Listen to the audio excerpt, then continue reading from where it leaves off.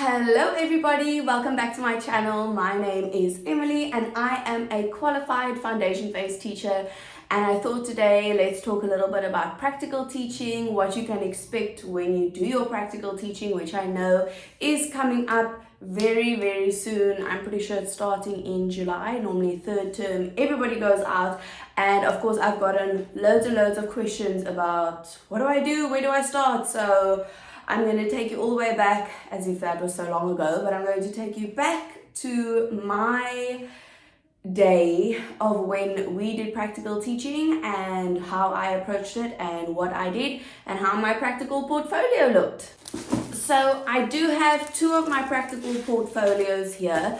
Now these are not the completed ones because obviously they look a bit wild in here, but this is basically how I compiled it together. So these are from two different times that I went, and I just wanted to show you the starting point and how I moved on from there. So for start, this is a little guide booklet thing that we used to get from the lecturers, and basically it literally says every single thing in here. So if you are getting a guide or something like this from your lecturer, from your practical subject module, whatever you call it, then definitely go ahead and thoroughly read through this. I'll even show you that some of my stuff is highlighted in here. So as you can see, there are highlighted pieces in here, as well as a full breakdown of exactly what they needed us to do, how many lessons, for which subject, for which grade, etc. Obviously, this was in my third year, which was after the pandemic, and so that kind of changed a lot of the stuff the way that we had done it previously, but it was all very thorough. As you can see, it's quite a few pages, but this video is more specifically for those of you who might not have as good of a guide as what we had gotten or specific expectations. So you are going to want to start off with how many lessons you need to do. What I did was made up a nice little checklist. I made checklists for absolutely everything, and that just told me exactly how many lessons I had to do per grade, and I was able to tick that off, made sure I had the lesson plan for it, made sure I had the evaluation form for it, and made sure that obviously it went straight into this book. A lot of the time we ended up having to scan it in and putting it up electronically, but for the sake of needed to have it signed by the teacher in the classroom, I made sure that everything was obviously printed out and readily available for whoever needed to see it. Another thing that you might find that you need to have is a code of conduct that you might have to sign at the school if they have one. If not, your university might give you a code of conduct to make sure that you uphold their name and make sure that you follow all the rules, the university rules and the school rules, which could include things like dress code. It includes things like what time you need to be at school, what time you're allowed to leave, etc. Every school is different and every university is different, but we had to have a code of conduct that we had to sign. And then we also had a situation analysis. Now I'm going to pause there for a second and tell you all about what exactly a situation analysis is and where to start and why we needed one. A situation analysis, it also had to be signed by the class teacher to make sure that nothing I said in here was a lie. And it basically gives the lecturer a background of what exactly is, like, where is the school, where is it situated, what type of behaviors and things are there at school, and anything that might influence the way that you had to do lessons, the way that you had to do discipline and things like that within the classroom. So firstly, they would obviously like to know the school's name and the geographical wherever they are placed. They want to know the socio-economic circumstances of the school, of the children in the school. That's very important because it does impact learning, the way that the children learn, the way that you have to teach. It does impact behavior as well. So if your lecturer is coming to do a crit lesson, then obviously they would like to know what are they walking into. Our lecturers had to sign this as well as the teacher. And then obviously we had to talk about the classroom. Now the setup of the classroom is not in your control, but that is just why they want to see, can you make do with what you have? For example, at the moment, my classroom where I am right now, I'm very grateful for my little classroom, but it is very small. So that is something that you would put in there. Does it have proper ventilation? All of these things actually play a very big role in learning. So that is why we put all of it in here. We then also have, is there enough furniture? What is the atmosphere around subjects and learning? Is it a positive atmosphere? Do the children understand and know what's going on? It also wants you to know how many children are in the class. So the lecturer wants to know, am I walking into a classroom of 19 kids? Am I walking into a classroom of 40 kids?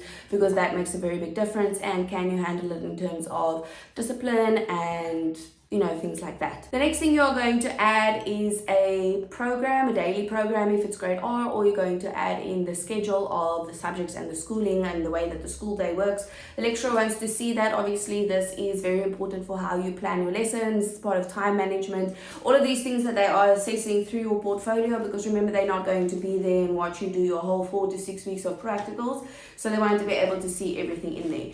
Then from there, you're going to structure your file in such a way that you put in each lesson that you have done in the exact order that you have done it. How I used to do it is per day. When we were doing full days, we would do all the subjects on one full day. So everything that happened in that full day, I put all together in one section of my file, and I literally used to make sure that I had labels. It was super easy to find if the lecturer was looking for something specific. Remember to have your table of contents as well. That's also a big win and a big help to the lecturer when they need to have a look and see on specific things such as your situation analysis and things like that, and also technical aspects of the actual whole file. They obviously want to make sure that it is still a formal university level academic file that you are handing in. And then of course you are going to add in all of your lesson plans, all of your evaluation forms, everything that is necessary to add in, you would add in there. I personally did not add any pictures or classwork that the kids had done. I didn't feel that there was any need, and there wasn't a requirement of us to do that. But I know that there were some of my peers that did that as well, and that was totally up to them. Nobody was awarded extra marks or anything like that. It was just maybe for the sake of possibly making the lesson plan a bit more, make more sense. But to that I give my advice of write the lesson plan and do everything as if you're doing it for someone who knows absolutely nothing about education. Write it all down so that if a person has to come into your classroom and read the lesson plan, they know exactly what to do without having to ask any questions. That's like my number one piece of advice with literally everything, is just do it as if you're doing it for someone who literally knows nothing. Normally that's a winner. The next thing, we have the 7 roles of the educator. So we had to always do a summary and apply that as to how we implemented the 7 roles into our daily routine of being a teacher. A lot of the time you are also marked according to the 7 roles of being a teacher. So some of the 7 roles are being able to manage the curriculum.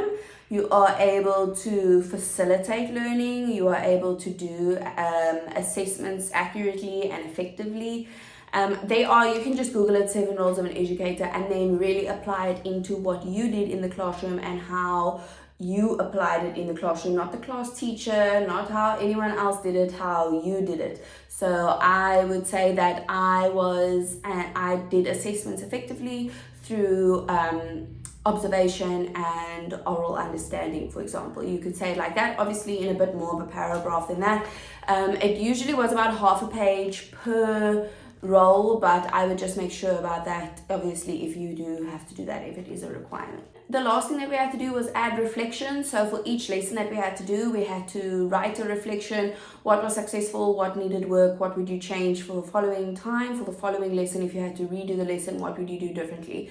Now this is just a very good practice to have as a teacher in general, but a lot of the time the lecturers want to be able to see, okay, can you critique yourself? Can you improve yourself? Do you notice things that were successful? Do you notice things that weren't effective? I still do this on a daily basis in my classroom. I do it either through data collection or I do it through just my own reflection. Sometimes you leave a lesson thinking, oh my goodness, that was such a flop.